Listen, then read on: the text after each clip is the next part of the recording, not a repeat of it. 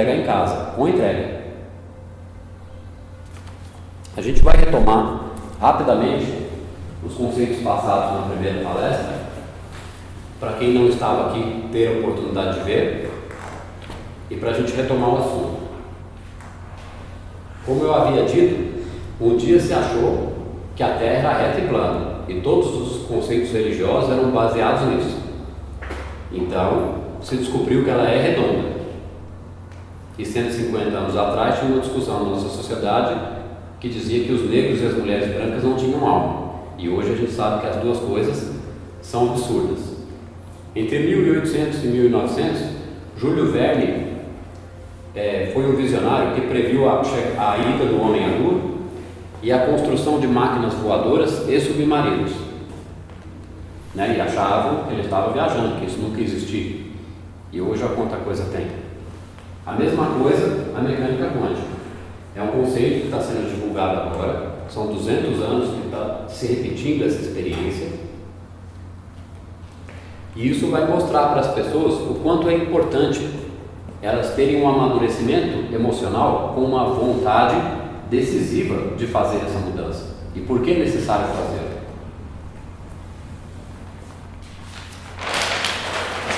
Foi dito na primeira palestra, nós vivemos no planeta Terra, Sistema Solar, Via Láctea. Aqui são 35 figuras representando um exemplo de galáxias. Então existe no nosso universo observável de 100 a 200 bilhões de galáxias. E os cientistas supõem que isso seja apenas 1/100 da totalidade. Por que 1/100?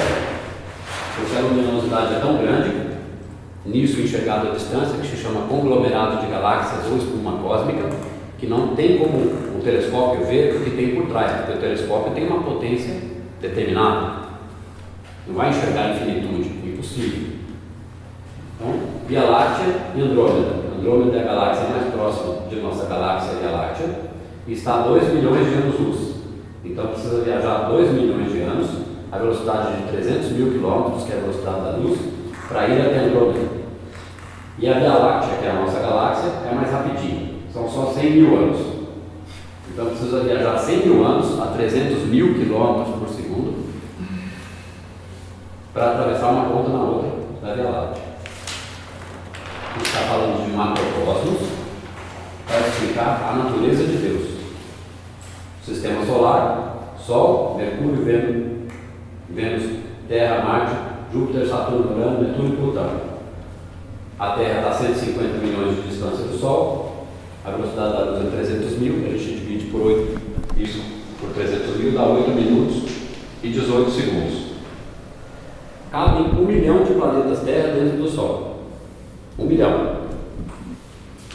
E a linha do Equador, que é a linha que define o meio do planeta Terra, tem 40 mil quilômetros de extensão.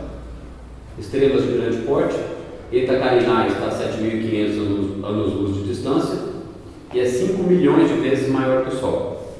Betelgeuse, 650 anos-luz de distância e é 300 vezes maior que Eta Carinae. E VY Canis Majoris, praticamente 5 mil anos-luz de distância, 1 bilhão de vezes maior que o Sol. As três dentro da nossa galáxia. A gente falou de macrocosmos, microcosmos. O corpo humano tem 10 trilhões de células. No cérebro são 100 bilhões de neurônios. E uma molécula d'água é formada por 3 átomos, 2 átomos de hidrogênio e um átomo de oxigênio. Então, tem uma forma geométrica que esses 3 átomos juntos, que formam a molécula, faz um desenho. 18 gramas de água tem 602 setilhões e 206 trilhões de moléculas. 18 gramas. E o corpo humano tem aproximadamente 7 octilhões de átomos. Esse é o desenho do exemplo de um átomo. O átomo é formado pelo núcleo, composto pelo próton, carga positiva, e nêutron, carga neutra, e o elétron, carga negativa. O elétron traça uma órbita ao redor do núcleo à velocidade da luz, 300 mil quilômetros por segundo. A cabeça de um alfinete tem aproximadamente 1 trilhão de átomos, E o espaço vazio no interior de um átomo é gigantesco, porque se a gente amplia ele 200 bilhões de vezes para enxergar o olho nu, isso está retomando os conceitos da primeira palestra para o negócio fixar. A gente amplia 200 bilhões de vezes para enxergar o olho nu, um único átomo. Aí o núcleo dele vai ser do tamanho da cabeça do alfinete, a gente vai pôr no meio do maracanã. E o elétron vai ser do tamanho da ponta do alfinete e vai estar a 100 metros de distância circulando na beira do muro, a 300 mil por segundo. Então a gente ampliou o átomo. Então no interior de um átomo praticamente só existe espaço vazio e as outras partículas são luz.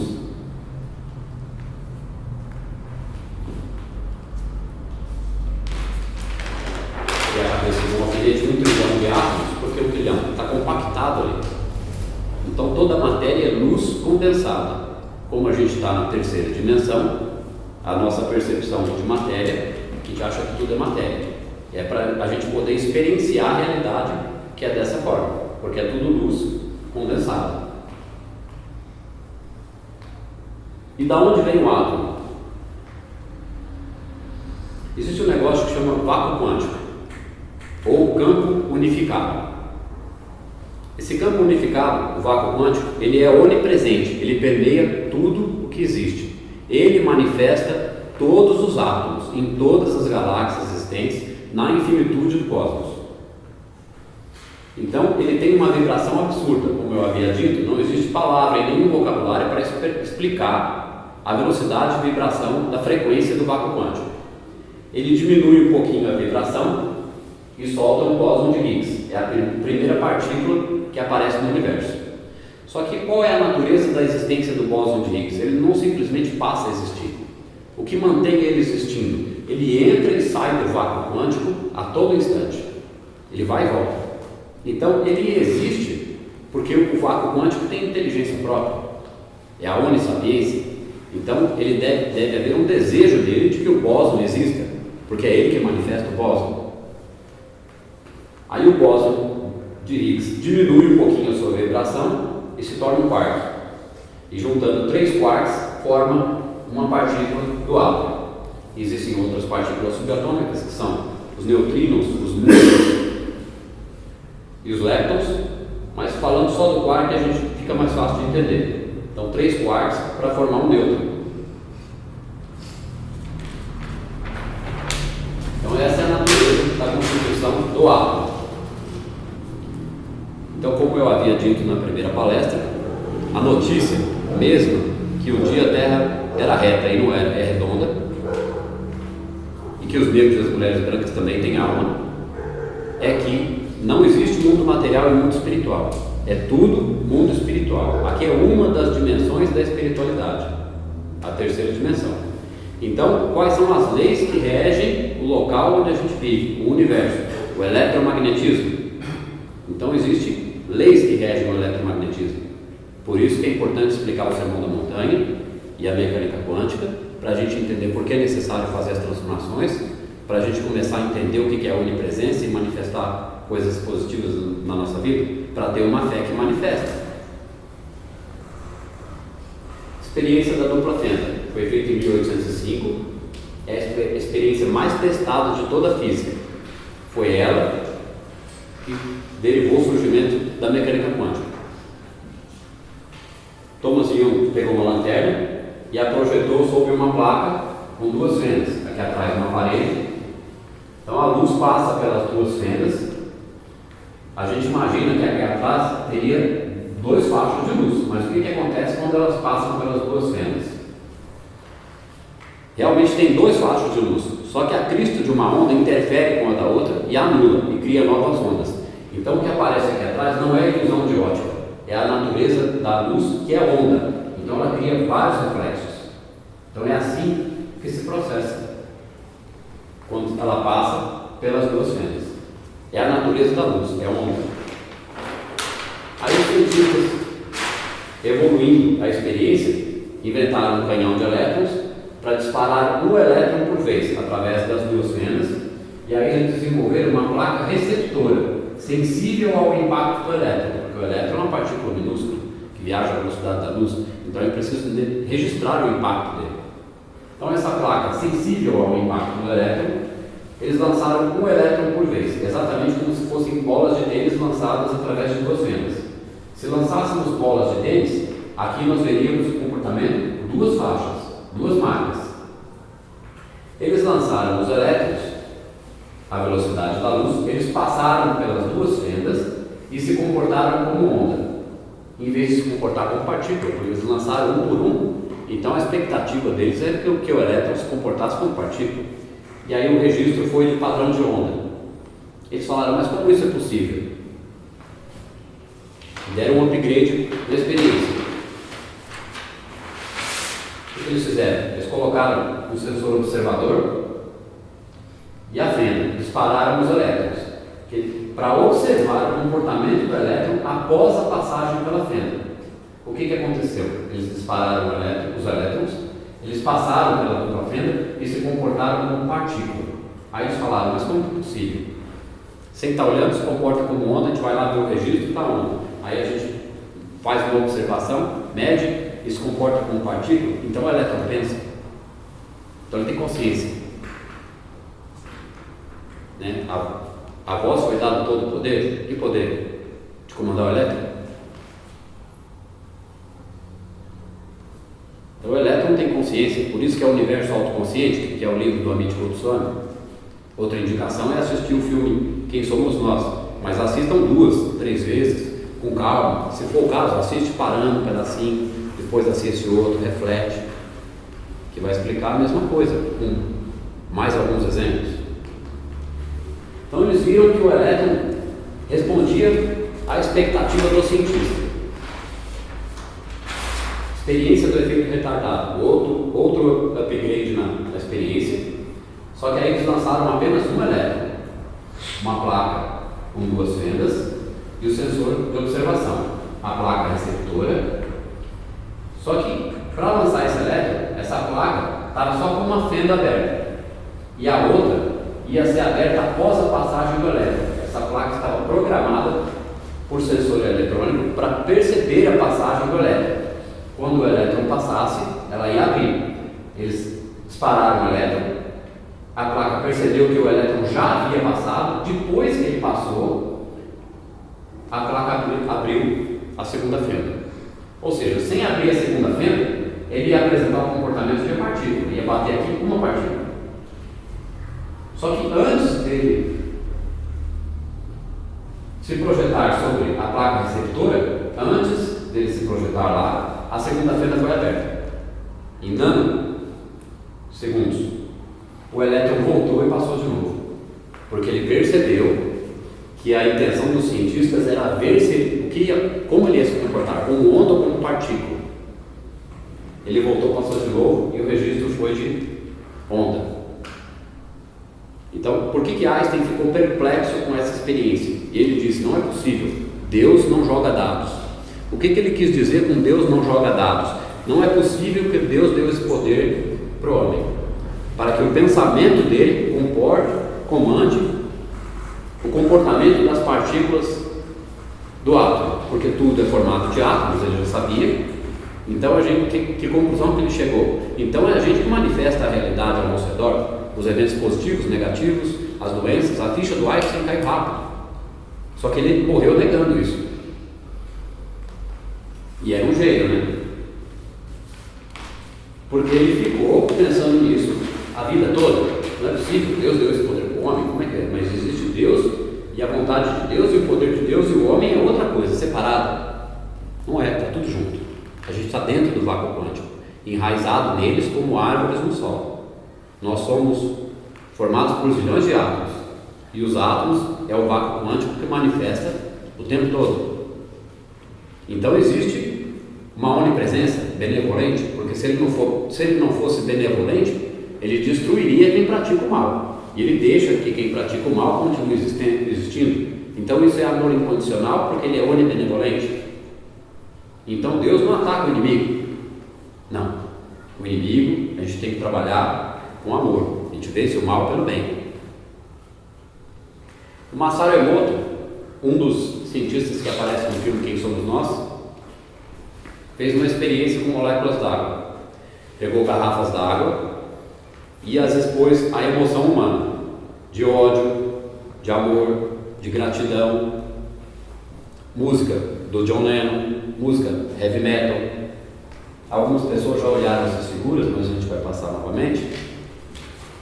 São fotos das moléculas d'água diante da experiência da exposição à emoção humana. Então ele congelou essa água e tirou foto das moléculas d'água. Então se observou que a forma geométrica das moléculas d'água muda de acordo com a emoção que é transmitida para elas. Agora, se a forma geométrica das moléculas d'água muda de acordo com a emoção que é emitida para elas, imagina no nosso corpo, porque é a nossa mente que está disparando o emocional o tempo todo, as nossas reações ao que acontece ao nosso redor, as coisas que queremos e não conseguimos. É lógico, né, que as emoções positivas e alegres vão organizar o organismo, e tudo que for nocivo, tudo que for negativo, tudo que for agressivo, uma palavra maldita, um sentimento.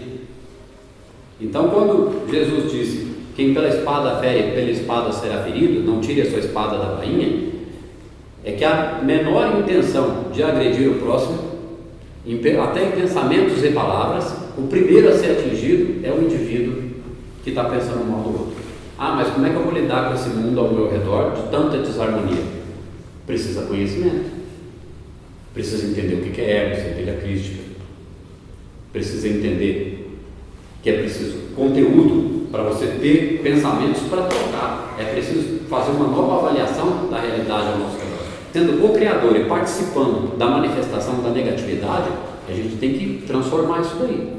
Então a primeira coisa a transformar é um crescimento interno, porque aí a gente começa a ficar invisível a essa negatividade, a gente começa a ter outra interpretação dessa realidade, e isso dá material e bagagem emocional para que você tenha esse filtro e você não seja atingido por ela, porque é difícil. A primeira coisa é reagir negativamente diante de uma discórdia, diante de uma contrariedade.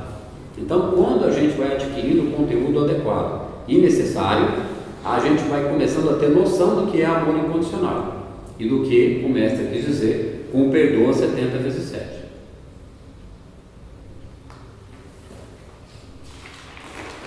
O nosso corpo, na média, é 70% de água. O cérebro é praticamente 90%, os pulmões 80%, rins 81%, músculos 73% e ossos 22%. Ah, então tem água no osso também? Então é por isso que manifesta a osteoporose? Então, todas as doenças, todas as desarmonias do corpo são fruto de desorganização emocional, somatização. Isso é somatização. A medicina sabe disso, a psicanálise sabe disso, a psicologia sabe disso. Não se fala muito a respeito, mas é a verdade.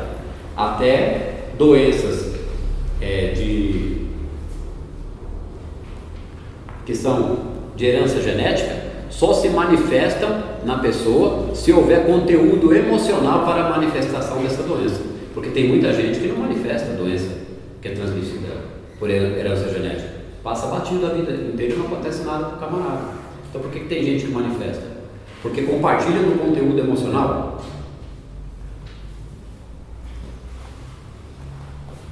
Da educação que recebeu de pai e mãe.